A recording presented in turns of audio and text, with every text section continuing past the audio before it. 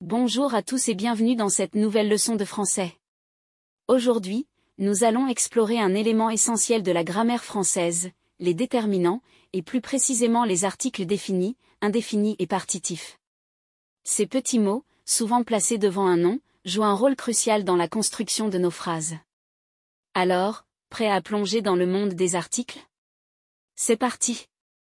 Un article est un type de déterminant qui précède un nom commun. Il donne des informations sur ce nom, comme son genre, masculin ou féminin, son nombre, singulier ou pluriel, et sa précision, définie, indéfinie ou partitif. Prenons l'exemple de « Je veux bien une fraise et la pomme rouge. Mais je veux bien aussi du gâteau au chocolat. » Dans cette phrase, on retrouve plusieurs types d'articles. Article indéfini. Article défini. Article partitif. Article défini contracté. Il existe trois types d'articles. Article défini, le, la, les, elles, plus forme contractée, du, des, au. Article indéfini, un, une, des. Article partitif, du, de la, de elle, des.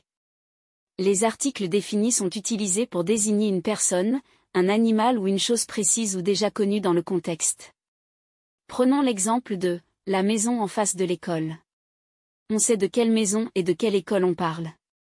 Les articles définis peuvent aussi prendre des formes contractées, du égal, de plus le, nous partons du magasin.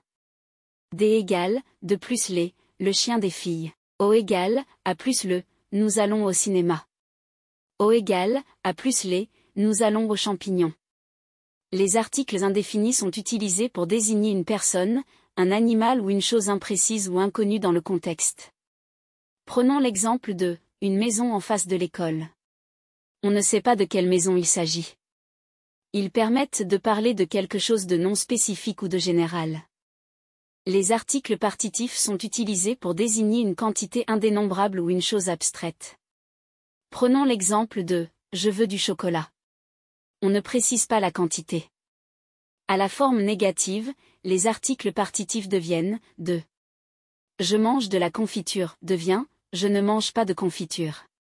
Nous avons de la chance devient « nous n'avons pas de chance ». Attention à ne pas confondre les articles avec les pronoms, qui peuvent se ressembler mais ont des fonctions différentes. Un article est toujours placé devant un nom ou un adjectif qualificatif, tandis qu'un pronom remplace un nom et est souvent placé devant un verbe. Prenons l'exemple de « la jolie fleur ». Je la regarde. Article, la jolie fleur. La est un article défini. Pronom, je la regarde. La est un pronom qui remplace la fleur. Et voilà. Vous savez maintenant distinguer les articles définis, indéfinis et partitifs. Ces petits mots sont essentiels pour structurer vos phrases en français. N'hésitez pas à pratiquer en écrivant des exemples ou en les repérant dans vos lectures. À bientôt pour une nouvelle leçon, et d'ici là, bon apprentissage.